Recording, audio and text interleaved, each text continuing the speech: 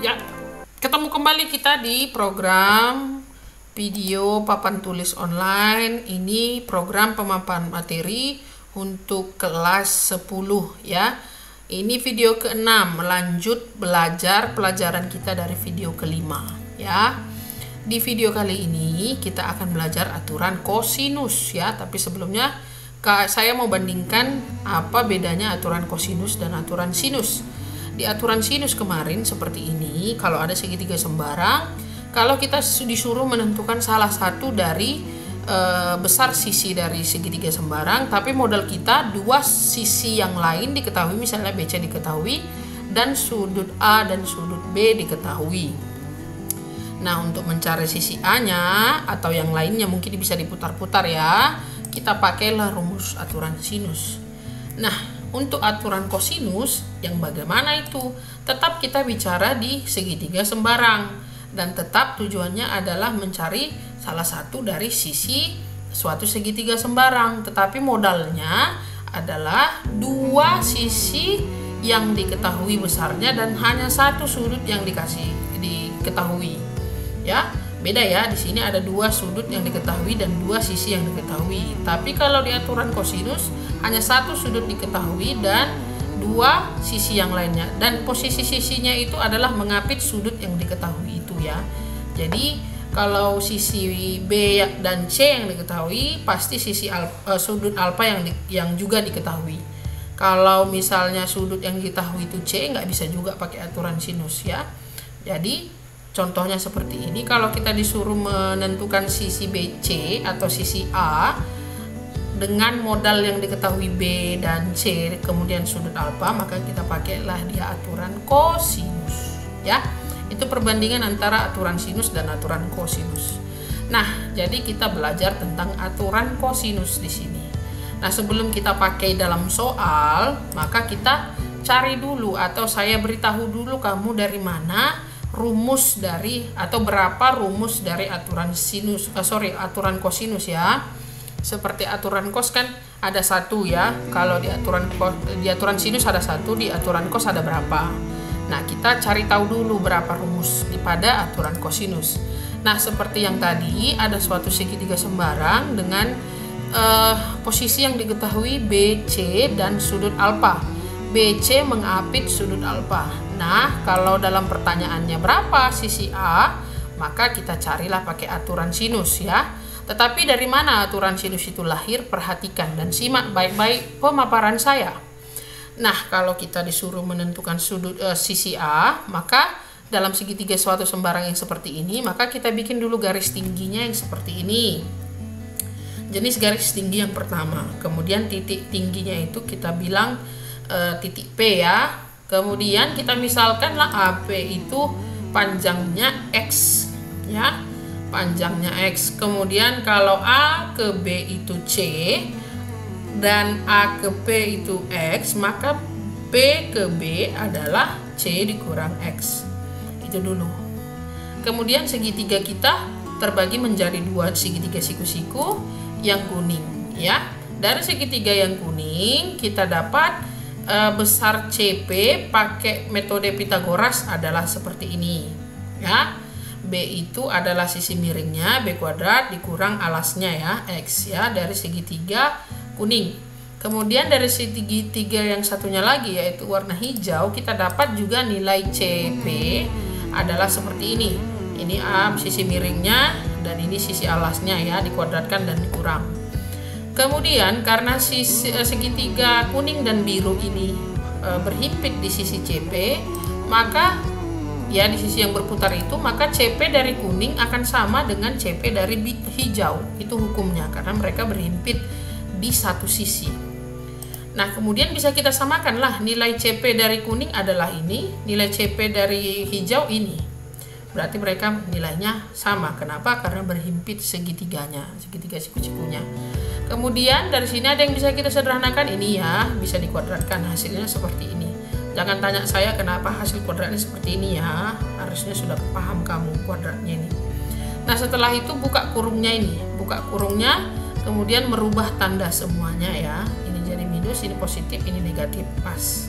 Setelah itu pindahkan X-nya ke sini karena ada di sini temannya X kuadrat seperti ini, tapi ini berlainan tanda jadi pindah dia menjadi positif.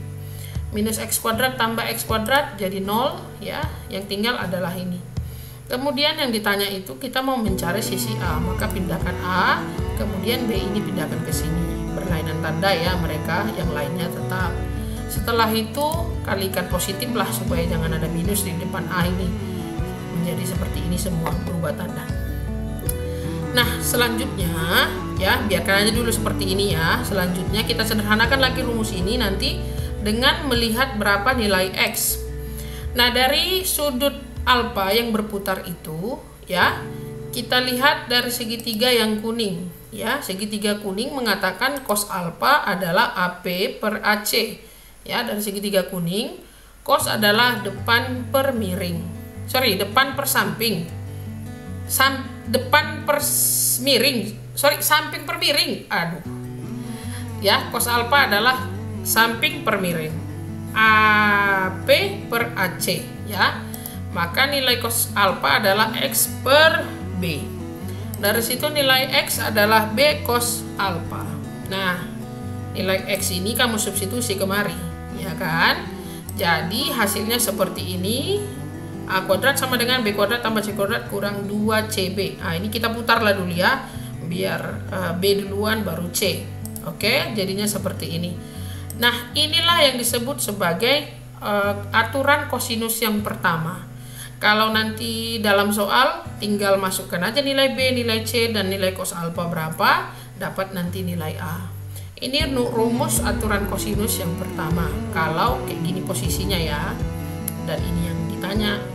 Nah, bagaimana kalau yang segitiga sisi yang lain yang ditanya ya kan? Misalnya ini segitiga sembara, di sini sudutnya Bu, dan yang di sisi yang diketahui adalah AC dan CB ya. Selalu ya, posisi sudut yang diketahui itu adalah posisi yang diapit oleh dua sisi yang diketahui. Maka kita mau menentukan nilai C-nya berapa. Kalau di situ kalau kayak gini yang mau posisi yang diketahui, maka kita bikin dulu garis tingginya seperti ini. Ya, garis tingginya seperti itu. Kemudian lagi-lagi kita misalkan CP itu X, maka AP itu B kurang X. Kenapa? Karena CA itu B. Sedangkan ini X, maka sisanya adalah B kurang X ya. Kemudian dari segitiga CBP, segitiga yang putih ya, bukan yang kuning ya, ini salah apa, segitiga yang ini, yang putih. Dari segitiga yang putih itu kita dapat nilai BP adalah A kuadrat kurang X kuadrat, A kuadrat kurang X kuadrat ya. Kemudian dari segitiga yang kuning, seharusnya yang kuningnya terbalik, dia warnanya keluar ya. Dari segitiga yang kuning, nilai BP adalah C kuadrat ya, C kuadrat dikurang B kurang X kuadrat ya, dari rumus Pitagoras. Kemudian karena sama, lagi-lagi mereka berhimpit di AP, BP, maka BP dari biru akan sama dengan BP dari oranye. Selanjutnya kamu gantilah nilai BP dari biru dan nilai BP dari oranye ya. Selanjutnya kuadratkan sama seperti tadi, kemudian buka kurung sama, kemudian pindahkan ini X sama, kemudian habis X-nya jadi begini, kemudian pindahkan, ini sudah saya pindahkan ya, sekaligus C-nya ke sini, A-nya masuk ke dalam.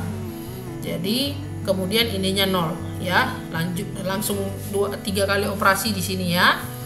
Kemudian kalikan dengan minus. Nah setelah itu biarkan aja dulu, kita sekarang cari nilai X. X kita dapat dari sudut pandang sudut gamma yang berputar itu ya. Nilai cos gamma adalah CP per BC, samping per miring ya, samping per miring ya, sama dengan X per A. Dari situ X sama dengan A cos gamma. Nah substitusi itu ke situ tadi, kemudian didapat C kuadrat sama dengan AB kuadrat tambah B kuadrat kurang BA cos gamma ya. Kemudian kita putar ini ya, jangan BA, biar AB aja duluan sesuai dengan urutan huruf.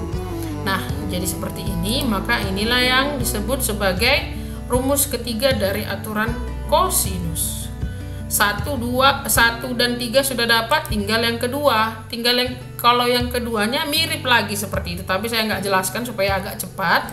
Ya, jadi kalau nanti rumus yang ketiga posisinya seperti ini, garis tingginya, kemudian sisi yang diketahui adalah CB dengan BA, kemudian sudut yang diketahui adalah sudut beta.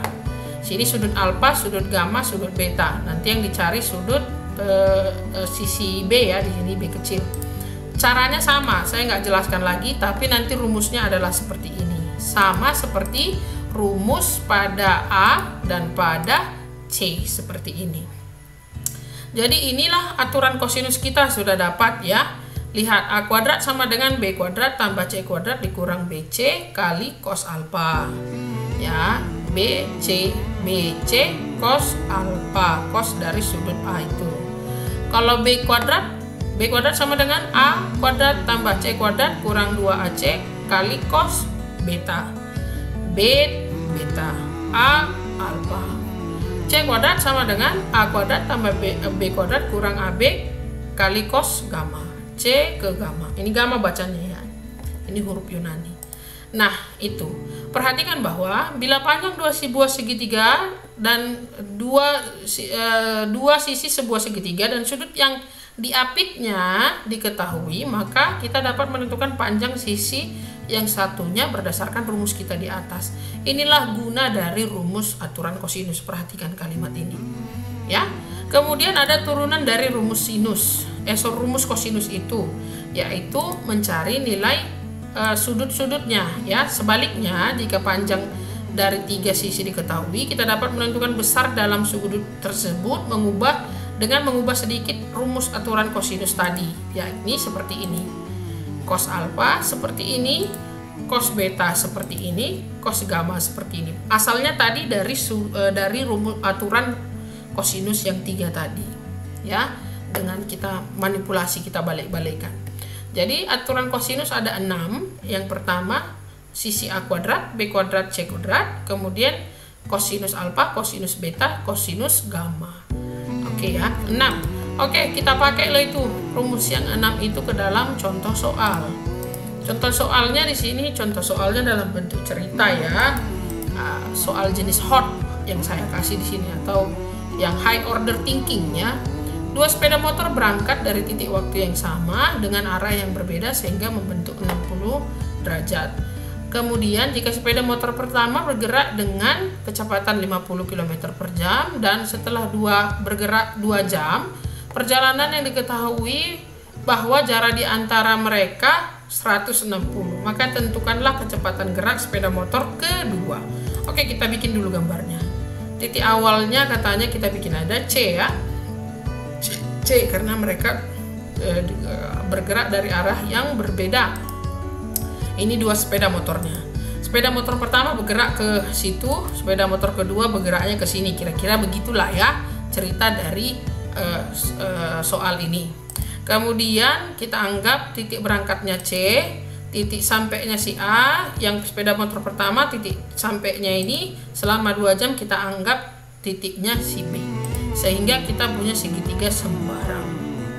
Kemudian dari soal katanya ya kan, sudut di antara kedua sepeda motor ini 60 derajat. Selanjutnya katanya A ke B diketahui 160 ya. Setelah berjalan 2 jam bahwa diketahui jarak antara sepeda motor pertama ke sepeda motor kedua adalah 160 km. Ya, ini C. Ya. Kemudian B adalah jarak antara titik berangkat si sepeda motor pertama ke titiknya setelah 2 jam ya, A. Selanjutnya ditanya adalah kenapa A? Seharusnya yang ditanya adalah kecepatannya ini ya. Tapi sebelum kita dapat nanti kecepatan gerak motor yang kedua, kita harus tahu berapa jaraknya antara C ke B. Ya, berapa jaraknya setelah dia jalan 2 jam. Kenapa? Karena rumus V adalah jarak per waktu. Waktu sudah diketahui 2 jam, ya. Jarak belum, berarti nggak bisa kita tentukan V-nya. Jadi jaraknya dulu, baru kita tentukan kecepatannya. Ya. Jadi yang pertama kita tentukan adalah jaraknya ini. Pakai apa? Pakai aturan kosinus. Ya, pakai aturan kosinus. Nah, seperti ini. Dari jarak C ke A, ini abaikan dulu ya. Jarak C ke A atau sisi B dari soal sepeda motor pertama bergerak selama 50 km per jam. Ya, kemudian setelah bergerak 2 jam dan dia dari kalimat setelah bergerak 2 jam, maka bisa kita masukkan ke rumus ini. V dari sepeda motor pertama adalah jarak B per waktu. Jarak B sama dengan dikali V kali waktu, ya kan? Jarak B sama dengan 50 dikali 2. Maka jarak B sama dengan 100. Maka kita taruh di situ ini 100. Ya, jadi udah pas ya modal kita untuk mencari CB karena sudutnya ini diketahui, kemudian sisi yang mengapitnya juga diketahui. Di sini 100, di sini 160 dari soal. Maka kita bisa tentukan nilai A berapa. Pakai aturan kosinus yang rumus pertama. Ya, pakai rumus kosinus yang rumus pertama. Kenapa kita bilanglah di sini A? Oke, A ini rumus kosinus pertama. Kemudian masukkanlah nilai-nilainya ya kan. A kuadrat sama dengan 100 kuadrat tambah 160 kuadrat kurang 2 kali 100 kali 600, 160 kali cos 60. Kemudian dari sini kita tentukan selanjutnya ya, cos 60 tadi setengah ya. Kemudian itunya tadi cos 60-nya di sini tinggal 16.000. Kemudian kita dapat nilai A kuadrat itu adalah sekian, saya nggak bacakan. Kemudian yang ditanya adalah A. Di sini A kuadrat, maka kalau A akarnya timbul di sini. Kemudian A kita dapat jaraknya 140. Nah, sudah kita dapat di sini jaraknya 140. Maka kita carilah kecepatan sepeda motor kedua dengan rumus V sama dengan jarak per waktu. Ya. Jaraknya 140, waktunya 2 jam, maka kecepatannya adalah 70 km per jam. Jadi lebih cepat larinya sepeda motor kedua daripada sepeda motor ke pertama ya. Nah, kira-kira begitulah cara make dari aturan kosinus dan asal dari rumus aturan kosinus. Ya, mudah-mudahan kamu paham dari pemaparan saya. Seperti biasa, pemaparan ini kamu tulis semua apa yang saya sampaikan di sini, kemudian tugasnya nanti saya kasih di kelas offline ya. Mudah-mudahan kamu menyimak baik-baik pemaparan materi dari saya, kemudian kita akan bahas soal lebih banyak di kelas offline ya. Begitu saja video kali ini. Salam dari saya, ya ahobu. Bye bye.